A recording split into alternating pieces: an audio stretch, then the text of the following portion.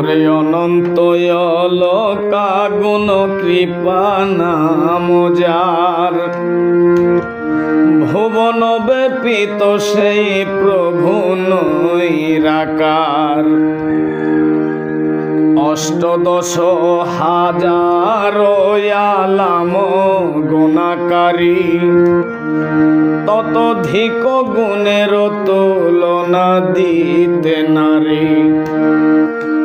গুণীগণে ভাবি মনে অন্ত না পাইয়া, সাধু শত গেল কত ভিখারি হইয়া।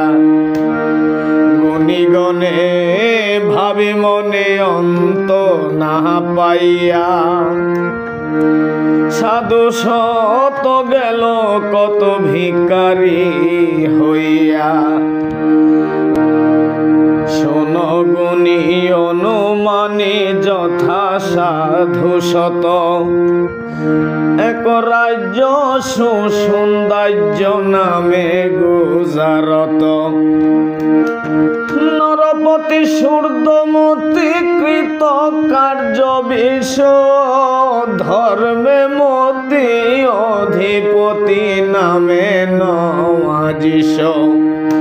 ধর্মে মতি অধিপতি নামে নওয়াজিস।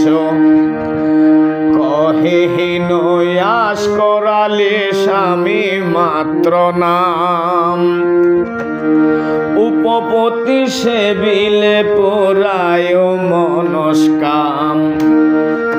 কহে হিনয়াস করালে স্বামী মাত্র নাম, উপপতি সেবিলে পুরায় মনস্কাম।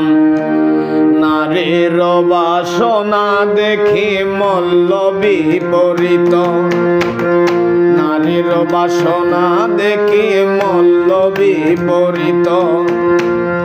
বলে প্রভু ফুরাইল আমার বাঞ্ছিত। নারীর বাসনা দেখি মল্ল বিপরীত, বলে প্রভু ফুরাইল আমার বাঞ্ছিত। বাজি করি কান্দি কান্দিল করে বোঝাই, পঞ্চম বৎসর পথি গড়ে নাহি যাই। বাজি করি কান্দি কান্দিল করে বোঝাই, পঞ্চম বৎসর পতি ঘরে নাহি যাই।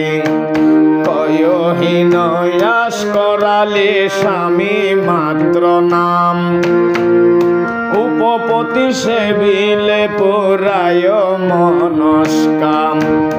উপপতি সেবিলে পুরায় মনস্কাম। ধন্যবাদ সবাই। সম্মানিত বন্ধুরা, আসসালামু আলাইকুম। কেমন আছেন আপনারা সবাই? আশা করি ভালোই আছেন। চট্টগ্রামের মহান একজন পুঁথি রচয়িতা, একজন সাধক, মরমী সাধক আশকর আলী পণ্ডিতের পঞ্চশতী পিয়ার জানের একটি পয়ার আপনাদেরকে শোনাচ্ছি। পয়ারটির নাম হলো সৃষ্টি পতন 12টা পয়ার। পুরো একবারে সম্ভব হবে না, কারণ এগুলো অনেক লম্বা। আমি খণ্ড অখণ্ড আকারে দিব, আপনারা সবাই সাড়া দেওয়ার চেষ্টা করবেন। আসসালামু আলাইকুম। হায়া গমেতে লেখি আছে শনিবারে পাই, কি মতে হে করিল সৃষ্টি ত্রিজগৎ গোসাই। কোথাতে সৃজন হইল অগ্নি বায়ু জল, কোথা হন্তে রবি শশী নক্ষত্র নির্মল। কোথা হন্তে জমি আছে খাকের পতন, কোথা হন্তে মগজমণি, কোথা হন্তে মন। কোথা হন্তে দিবানিশি 14 তবক, কোন বস্তু দিয়া কইল স্বর্গ নরক। আহা ওরে কোন বস্তু দিয়া কইল স্বর্গ নরক, অর্থাৎ কি দিয়ে আল্লাহ পাকে বেহেশত এবং দোজখ বানিয়েছেন ওটা প্রশ্ন রাখলেন।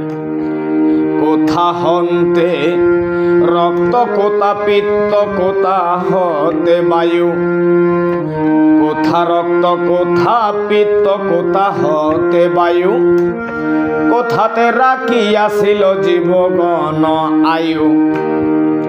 কোথায় থেকে রক্ত সৃষ্টি করলো, কোথায় থেকে পিত্ত সৃষ্টি করলো, এবং কোথায় থেকে বায়ু বাতাস সৃষ্টি করলো, এবং কোথায় আল্লাহ পাক জীবগণের হায়াত আয়ু এটা রেখেছিল, এটাই বলতেছেন। বুঝিবারে হয় যাবে শাস্ত্র বিপরীত, ইঙ্গিতে বোঝায় আলোয় সেই পণ্ডিত, ইঙ্গিতে বুঝি আলোয় সেই পণ্ডিত। এগুলো বুঝতে গেলে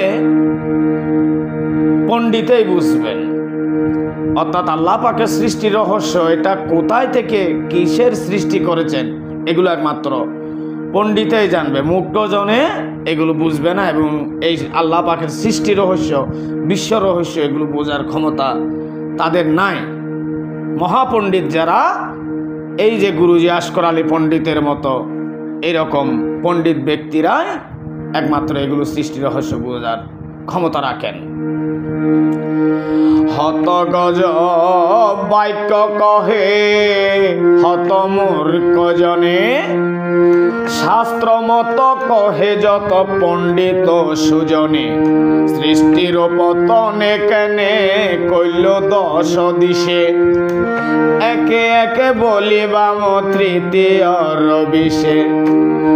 মহাপ্রভু যখন আসিল নৈরাকার, কোন রূপে আসিল তোল নাকি বাতার।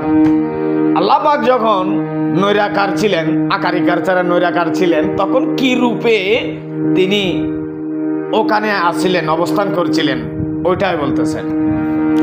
ভাবে তো জন্মিল মনে, মনে হতে মন, পূর্ব দিকে ধ্যানে তো করিল যোগাসন। আহা ভাবেতে দেখিল লাভ প্রভু দয়াময়, নিজ অঙ্গ করিতে লাগিল পরিচয়।